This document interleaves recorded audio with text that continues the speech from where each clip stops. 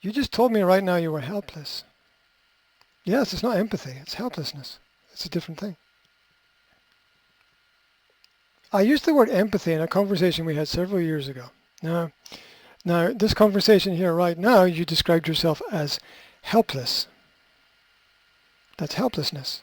You yourself said that. Okay. Let's take a step back. You used the word complain. Okay. Okay. I would say it's explain. I'm explaining what the situation is. I'm not complaining. I'm explaining. Right. There are differences for me. When I explain, I'm trying to make the situation better. If you trap yourself in something in the past that happened years ago, you will never move forward. Um, yes, it's a very unfortunate situation. Let's take a step back to the point about what you described as empathy. Now, I said it's a lack of discipline. This is at the center of the choices that you have to make about which way to go and move forward so that you feel comfortable with your choices in moving forward. Because you have some very difficult choices to make. They're very important to you.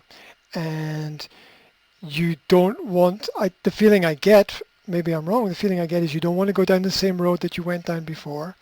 You feel like, I'm paraphrasing now, so I'm not using, and I'm being very, very careful about the language I use now because I'm pretty careful always, but I don't like being accused of being a complainer when all I'm doing is explaining I can't hear you. I find that quite disrespectful. I think that clarity is what clouds the lack of clarity is how can I say it? It's self-reflexive phrase because lack of clarity is what clouds people's visions in making decisions. And we need clarity both about the decisions in the past that worked and didn't work and about the direction we want to go in. I mentioned prison. Now, that wasn't a random idea. Let me extrapolate on that, yeah? Because you used a word that I relate to prison, okay? And the word that you used was trapped. You said, I feel trapped. Now, how do you think a prisoner feels in prison? So, the problems of life are not physical. The problems of life are not physical for most people. If we've got two hands and two legs, in general, the problems of life are not physical. The problems of life are psychological or mental. Yeah. Or if you want to go to the highest plane, spiritual. But that's a big leap for a lot of people and a very difficult conversation. But this idea of being trapped is not. You see, the physicality of your environment. When I gave that picture of, imagine a prison, get rid of all the objects, right? And then you described right now all of the objects around about you, saying, I've got this, and I've got this, and I've got this, and I've got this, and I still feel trapped. And my earlier explanation was, imagine being in prison and getting rid of all these things, yeah? And the person in prison is still trapped.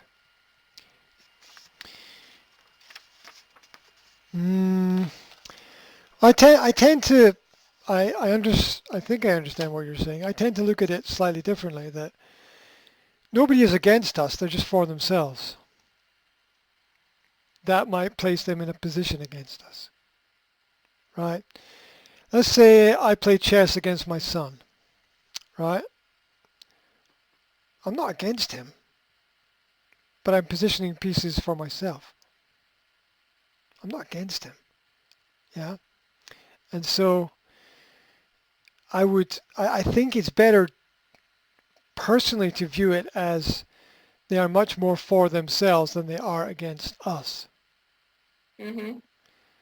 Because against us leads only to resentment. It's a common thing for people to feel. Yeah.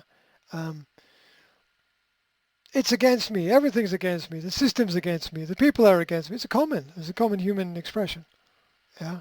God is against me. Whatever. Right. It's common. But things are much less against us than they are just for themselves. Oh, the wind is against me. Not really. Imagine walking into the wind on a windy day. And it's the analogy of the fact the wind's not against you. It's just going its own way. And you happen to be going the opposite way. And as a result, there are two forces opposed in that situation. Each, like the example of chess, each protecting their own side. Mhm.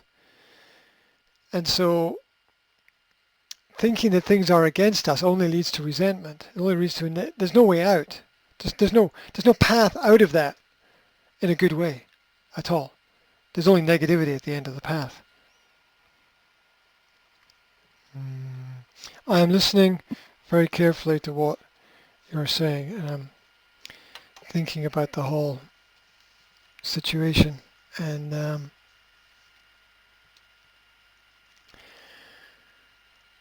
what I'm going to say to you is what I think is the solution. Now, this doesn't mean that I'm right. This doesn't mean that anybody should ever listen to me or ever do what I tell them to do. It doesn't mean that I would be able to do it, because we have to realize our own limitations as human beings as well.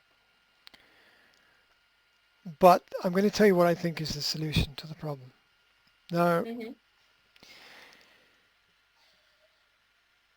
the solution begins with understanding that everything is a cycle. Mhm. And then in order to stop things reoccurring, you have to break the cycle. The cycle can't be broken by anybody else because nobody else is going to change. Mhm. The only person who has the ability to change in this situation is the person who wants to change within themselves. Everybody's heard the Gandhi phrase, be the change you want to see, which is easy to say and difficult to do, naturally. But here's what I would do. I would go to my partner and I would say, I need your help. And, partners love us, so they want to help us. And they'd say, what's the problem? And you say, unless we do something positive, this situation is going to go on and go on and go on and go on and perpetuate and just be a nightmare for everybody. And it's already difficult for me. It's difficult for her. It's probably difficult for you as well. And we need to make an effort, special effort, because family comes first, to try to bridge the gap that exists. There's a gap, and I'm on one side and she's on the other, and there's no bridge right now. We're just opposing forces. We're maybe to the extent, maybe I don't know, maybe to the extent of we're two monkeys throwing shit at each other. It's silly, and it doesn't have to be this way. And maybe in the world this is what's meant to happen. Maybe in the world it's meant to be like this, and there's nothing we can do. But what if we make this one effort to sort things out? We all have duty and responsibility as human beings to, if we know there's going to be a problem, to try to stop the problem before the problem happens. We all have a duty and a Mhm. responsibility in life, whatever we are, whatever we're doing, to stop the problem before the problem happens. You know, if the train's coming and the bridge is out, no matter who we are, no matter where we are, we've got a duty to stop the train, right, in some way before it has an accident. And so what you say is, I want you to come with me to meet with her, to sit down, and for me to open up to her about how I feel and how difficult this is for me and how I don't want this. And I tell you right now, I'm almost crying saying this, okay? And this is me talking. I'm not in character or role of you. I'm talking to me like, it's deep, right? This is deep stuff. Yeah? Mhm. If you don't feel emotional about this, there's something wrong with you, okay? Yeah? And you say, I'm not perfect. I've made mistakes. I'm not going to change very much, but I'm going to try to be better about all of this. But in order for me to be better, I need you to try as well. And I'm opening my heart. And if you want to take my heart out and rip it up and tear it and crush it and turn it into nothing, then okay, fair enough. But if I don't open up my heart, I live with what if. And I don't want to live with what if, right? I don't want to have a regret of not having tried, of not having tried to make things better. I don't want to live with that regret. I don't want to die with that regret. Yeah. Because somebody has to make the first step. Reconciliation is always difficult. It's always painful. And it always requires a bountiful, endless amount of gratitude and kindness that as human beings we don't have. Because we're all limited. There is a limitless potential of energy that exists in the universe, but in this situation, I feel limited. I feel really limited, and I don't want to be limited. I don't want you to be limited. I don't want him to be limited. And I just thought I'd come here and put my heart on the table and, just say I'm sorry for anything and everything. I got in the way. I didn't mean it. I didn't mean to get in the way. And and I'm not going to hold any anger about this. I'm not going to hold any resentment. I'm just going to try hard within myself to let it go. And I bet I fail sometimes because human beings fail a lot of the time. But I'd rather live with this. I'd rather live knowing I tried than die not knowing at all. And that is what I think the conversation should be. And it requires that we elevate who we are to a position of kindness and gratitude.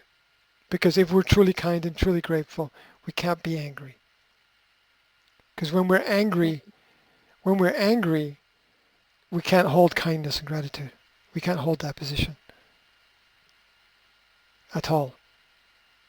Once anger takes over within us, it destroys it. It burns away the kindness and gratitude that we have. And the greatest potential for truthful resolution in any situation lies with the kindest person in the room. And kindness is a result of the gracefully grateful way that we accept who we are and where we are in life. The good, the bad, the ugly, all of those things together. And what happens if we don't resolve the problem is that it grows.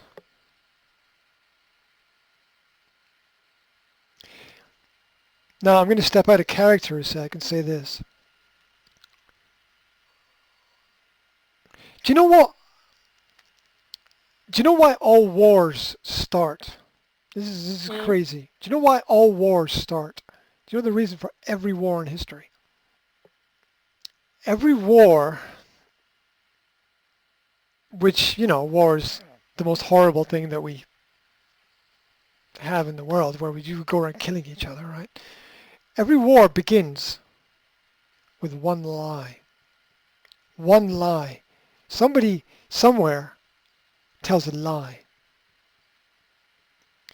And then what happens is that to keep the lie, you have to tell another lie. And so, like the snowball heading down the hill, over time, And we're talking time that might be 20, 30, 50 years. The snowball grows. And the end is war. And the only way to prevent the war is go back to the original lie and realize it was a lie. To go to the origin, to go to the beginning. That's the only way it can be stopped. There's no other path. And that's why countries have resolution and reconciliation and the reparations for things that happened hundreds of years ago.